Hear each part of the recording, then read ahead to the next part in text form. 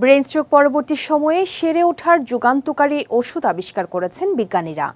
গবেষণার ফলাফলটি প্রকাশ করা হয়েছে নেচার কমিউনিকেশন জার্নালে, যেখানে একটি ইঁদুরের ওপর গবেষণা চালিয়ে এমন যুগান্তকারী ফলাফল পেয়েছেন তারা।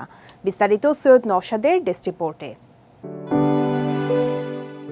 ব্রেন স্ট্রোক অত্যন্ত জটিল এ রোগে প্রতি বছর আক্রান্ত হন লাখ লাখ মানুষ, যা অনেককে শারীরিকভাবে অক্ষম করে দেয়।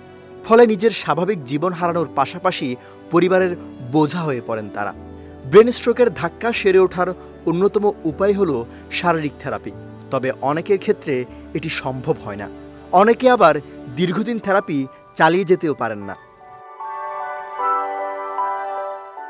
তবে UCLA হেলথ গবেষণা চালিয়ে এমন এক ওষুধ খুঁজে পেয়েছে যেটি শারীরিক থেরাপির মতো কাজ করতে পারে। একটি ইঁদুরের উপর গবেষণা চালিয়ে এমন যুগান্তকারী ফলাফল পেয়েছেন তারা। বিজ্ঞানীরা ইঁদুরের উপর দুটি ওষুধের পরীক্ষা চালিয়েছেন। এর মধ্যে একটি ওষুধ স্ট্রোক করা ইঁদুরের নড়াচড়ার নিয়ন্ত্রণ অনেকটাই উন্নত করেছে।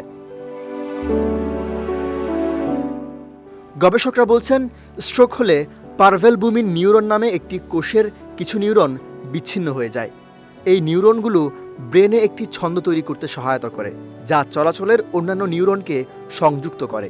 স্ট্রোক করলে এই ছন্দটি ক্ষতিগ্রস্ত হয়। তবে সফল পুনর্বাসনের মাধ্যমে মানুষ ও ইঁদুরের মধ্যে এই ছন্দগুলো পুনর্স্থাপন করা সম্ভব হয়। ওয়ালটন আবারও মিলিয়নিয়ার অফারে ওয়ালটন ফ্রিজ কিনে আপনিও হয়ে যেতে পারেন মিলিয়নিয়ার। গবেষক দলটি খুঁজে পেয়েছে DDL920 নামে একটি ওষুধ পারভেলবুমিন নিউরনসকে পুনর্জীবিত করে ব্রেনের ছন্দকে পুনর্স্থাপন করতে সহায়তা করতে পারে। এটি পরীক্ষা চালানো ইঁদুরের নড়াচড়ার নিয়ন্ত্রণকে বেশ ভালো করতে সক্ষম হয়েছে। এই ওষুধটির কার্যকারিতা প্রমাণ ও মানুষের উপর প্রয়োগের আগে আরও গবেষণা প্রয়োজন বলে জানিয়েছে UCLA হেলথ।